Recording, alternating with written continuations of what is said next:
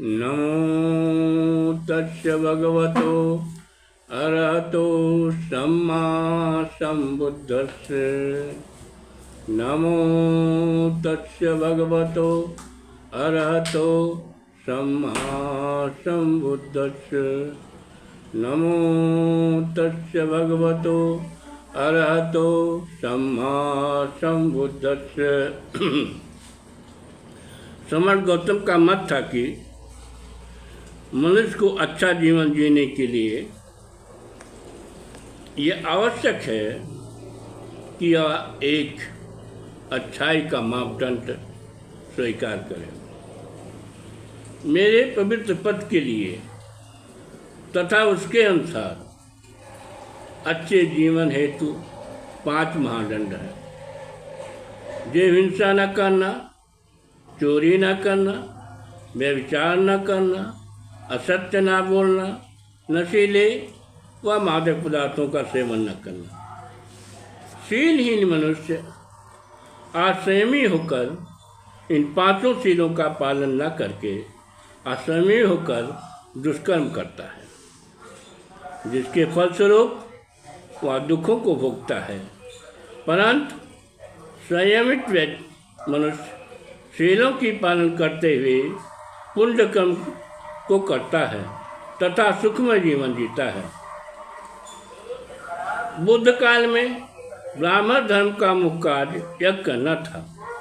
इस यज्ञ कर्म में सुरापान करना, पशुओं की बलि देना, प्रत्येक प्रकार के आमोद प्रमोद की व्यवस्था करना इसके अंग होते थे। समर्थ गौतम यज्ञ करने को निकृष्टतम रूप से अपमाननीय अमानवीय कृत समझते थे। वे इसके प्रबल विरोधी थे। इस विषय में एक दृष्टांत है। एक दिवस तनु चीवर धारी, भिक्षा भाजन हाथ संहारी। चमकत चंद्र वदन जल जातु, किन्ह गमन पुरवोर प्रभातु। चंद्रमा के समान चमकते हुए मुख कमल वाले समर्थ गौतम एक दिन प्रातःकाल अपने शरीर पर चीवर धारण करके हाथ में भिक्षा पात्र संभाल कर नगर की ओर प्रस्थान किए। तई पथ भेड़ बकर डहराए, दृष्ट मुन हिम दुई भे सप आए।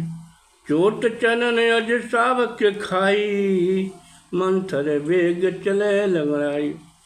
उसी मार्ग पर भेड़ बकरी हाँकते हुए उन्हें 2 भेड़ पालक दिखाई दिए। भेड़ का एक बच्चा पैर से चोट लगने के कारण लंगड़ा कर धीरे धीरे चल रहा था। छूट न जाए समय कछु भागे, पीर बिकल पुण्य कौतन लागे। ताहि निपट दुख का तरह देखी, द्रवित भये करुणे से विचकी। कहीं पीछे छूट ना जाए। कुछ देर तक वह कुछ दूर तक दौड़ता था, फिर पीड़ा के कारण व्याकुल होकर पुनः लगड़ाने लगता था और धीरे धीरे चलता था। उसके दुख दर्द को करुण हृदय वाले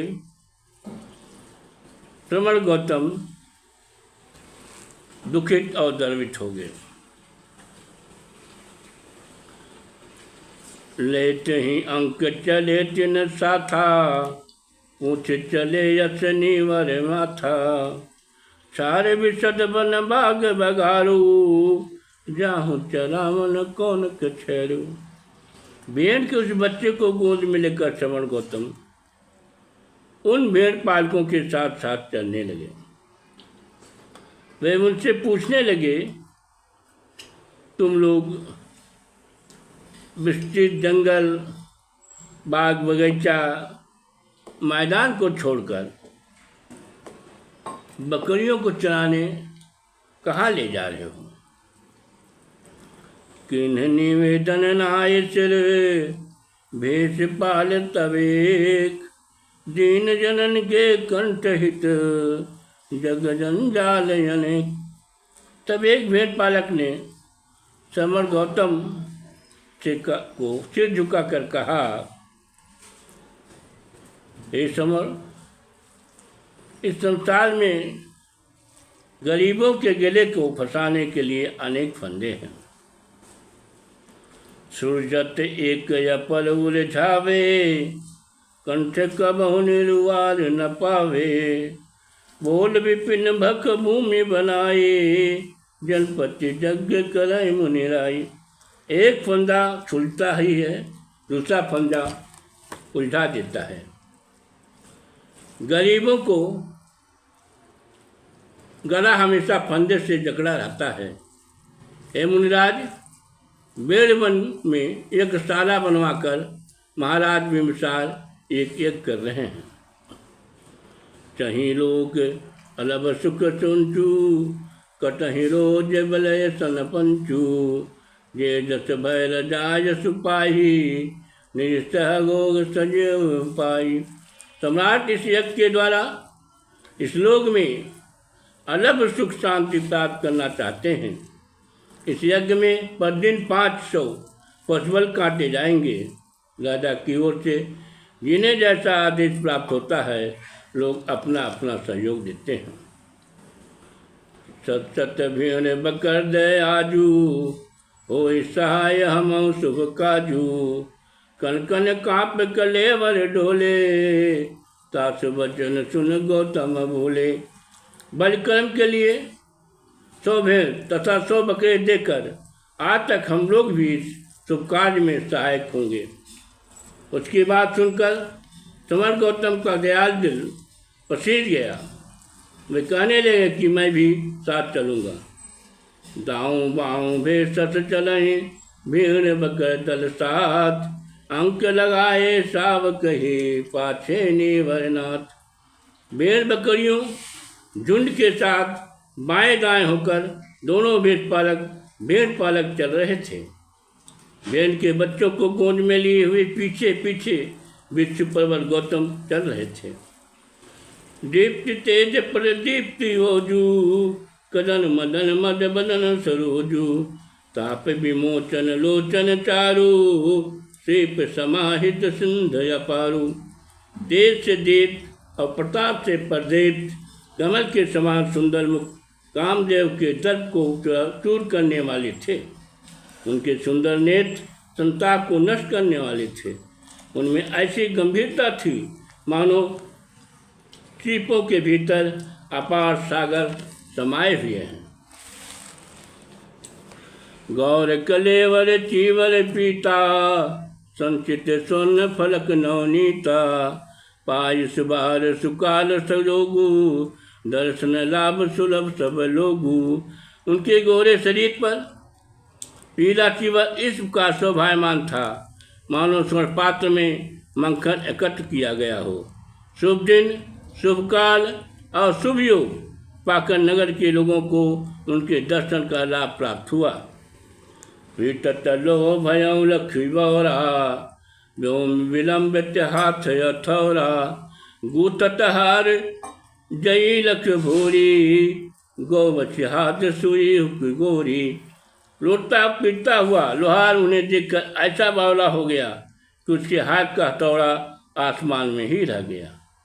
माला गूंथती हुई सुंदरी उन्हें देखकर अपनी सुध बुध भूल गई और उसने चूक बस अपनी हथेली में सुई चुभो लिया। मूरत मंजू ने रख सुकुमारू, पाजर मूरत मूरत कारू। गावत गीत बोले बिसराए, गायक मूक भयो मुँह बाए। उस सुकुमार और मनोरम मूर्त को देखकर मूर्त बनाता हुआ मूर्तकार इतना तत्व हो गया कि वह स्वयं उनका मूर्त बनाने लगा। गाय दुह तिलक गोप अधीरा, दोहन छान गिराओ भुरी क्षीरा। चित्त चित्त विचित्र हेरा, चित्त लिखित तुम भयो चितेरा। समर गौतम को देखकर गाय दूहता हुआ ग्वाला इतना चंचल हो गया कि दूध की धार दुग्ध पात में न गिराकर वह जमीन में गिराने लगा। चित्त बनाता हुआ चित्कार उस विलक्षण मूर्ति को देखकर इतना तन्मय हो गया कि वह समर गौतम का ही चित्र बनाने लगा। कानन कुंज बनी मखशाला, बीच बनो भर कुंड कराला, जिस पूरब पट रानी निशा था, कुसुमासन बैठे नर नाथा। बेर वन में यज्ञशाला बनी हुई थी। यज्ञशाला के कुंड में बीचों बीच था। बीचों बीच कुंड के पूरब दिशा की ओर फूलों के आसन पर बैठी पटरानियों के साथ मगध नरेश बैठे हुए थे। पश्चिम दिशा में सांसारिक सिद्धि तथा स्वर्ग सुख प्रदान करने वाला पुरोहित वर्ग बैठा हुआ था। दक्षिण दिशा में पुण्य को बढ़ाने वाली तथा पापनाशक बलवेदी बनी हुई थी। करतक खंड गह कर कांधे, निज निज नूपन बुरे बल पासे, जिस उत्तर भय भीर करारी, बैठे आए नगर नर नारी। बलवेदी के पास ही बलि कम करने वाले कसाई अपने हाथों में पकड़े कुल्हाड़ी कंधों पर रखे खड़े थे। यहाँ खूंटों में बंधे हुए थे। उत्तर दिशा में भीड़ बहुत थी। वहाँ नगर के स्त्री पुरुष दर्शक के रूप में बैठे हुए थे। समझ समूह बड़े मख कुंडा, लहरी लोल नल सिकटुंडा, जो तिल टुंड सकल हिंसानी, ओ मही हब श्रवक गही पानी। एक कुंड में पड़ी हुई लकड़ियाँ का समूह जल रहा था। आग की चंचल लपटें सूर्य की तरह लहरा रही थी।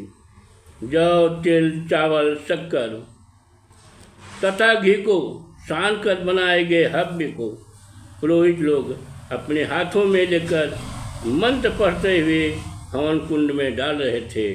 बार बार हव्य पढ़ने से अग्नि प्रज्वलित होकर लपटें आसमान में फैल रही थी। डीली डोल जिम पीवण साधा, करतक बाढ़ गहे गर खांडा, हिंसन भाव भव खिजिए जागा, रिच्छा मंत्र पढ़ने अस लागा। मानसन ताड़ के समान शरीर बल वाले कसाई हाथ में तीखी कुल्हाड़ी लिए हुए खड़े थे। उनके हृदय में भवाभक कर हिंसा जागृत हो रही थी। सभी पुरोहित मंत्रोच्चार कर रहे थे और वहाँ पर शोरगुल बना हुआ था। नमो बुद्धाय।